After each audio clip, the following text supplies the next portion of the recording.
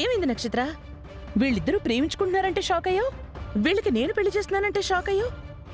ఆ షాక్లోంచి తేరుకోకుండానే అంత కంగారుగా ఇక్కడికెందుకు లాక్కొచ్చావు? ఆ శివ భూమి తమ్ముడు, అది నీకు అర్థమవుతుందా? శివ ఒక్కడే ప్రేమించలేదు, మన బిందు కూడా ప్రేమించింది. అందుకే వీళ్ళ పెళ్లి చేస్తాను అంటున్నాను. చూడు శివ, శివరాత్రి అంటే ఆ శివపార్వతుల కళ్యాణం రోజని అర్థం. ఆ కళ్యాణం జరిగే ఈ రాత్రికే బిందుకి నీకు కళ్యాణం నేను జరిపిస్తాను.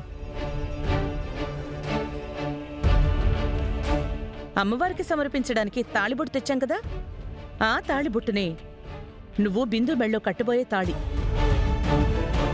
ఆ తాళిని నేనెలాగో చేజెక్కించుకుంటాను. మీ పెళ్లి ఏ ప్లేస్లో చేస్తానన్నది నేను చూసుకుంటాను, సరేనా? నేను చెప్పిన చోటికి రావడమే మీ చేతుల్లో ఉంది. సరే ఆంటీ, నేను వస్తాను. సరే, ఈ రాత్రి మీ పెళ్ళి అయిపోయేంతవరకు ఎవ్వరికీ మీ ఇద్దరి గురించి ఏ అనుమానం రాకుండా జాగ్రత్తగా మెలగండి, అర్థమైందా? వెళ్ళు. సరే ఆంటీ, బాయ్ బిందు. బిందు, నువ్వు కూడా ఎవరికి అనుమానం రాకుండా జాగ్రత్తగా ఉండు, వెళ్ళు.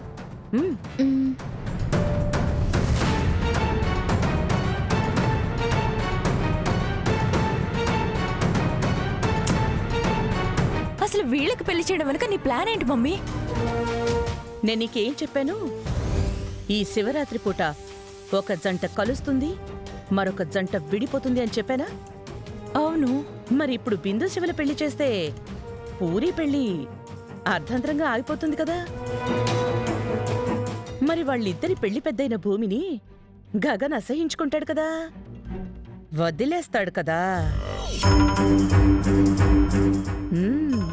అదే నా plan. Oh my god, super plan mummy. త్వరగా గగన్ బావా ఆ భూమిని వదిలేస్తే నేను చెర్రీగాడిని వదిలించేసుకుని గగన్ బావకి దగ్గరైపోతాను. సర్లే, మనం ఎక్కువసేపు ఇక్కడే ఉంటే ఎవరికైనా అనుమానం వస్తుంది. పద వెళ్దాం, పద.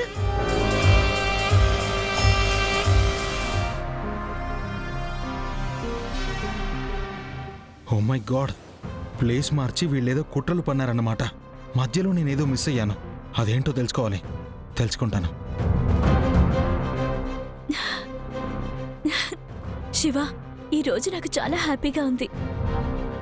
ఎందుకంటే అత్తయ్యే మన ప్రేమను అర్థం చేసుకుంది.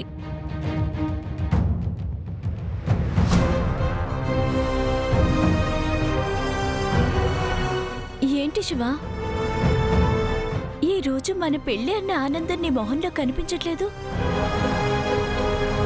నీ ప్రేమ సంగతి ఇంకెవరికి చెప్పినా ఈ అక్క కూడా చచ్చిపోయినట్టే. ఏంటి శివ, ఏమైంది? ఎందుకలా ఉన్నావు?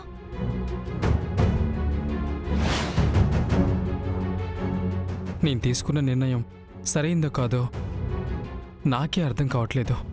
అదేంటి శివ అలా అంటున్నావు?